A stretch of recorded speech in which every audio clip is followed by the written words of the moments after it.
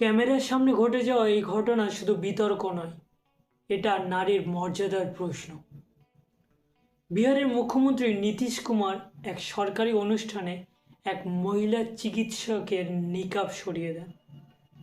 ভিডিওতে স্পষ্ট দেখা যায় অনুমতি ছাড়াই একজন পুরুষ মুখ্যমন্ত্রী একজন নারীর পোশাকে হাত দিচ্ছেন। তাহলে প্রশ্ন ওঠে, এই সাহস আসে কোথা থেকে? নারীর সম্মতি ছাড়া তার পর্দা সরানো কি ক্ষমতার অপব্যবহার নয়?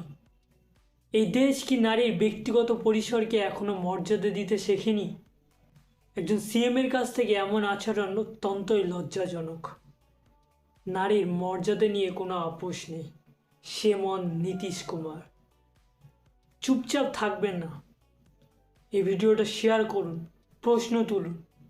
নারীর মর্যাদা, নারীর সম্মান রক্ষা করতে না পারলে সেই ক্ষমতার কোনোই মূল্য নেই। এটা নিয়ে তোমার কি মতামত আছে কমেন্টে লেখো।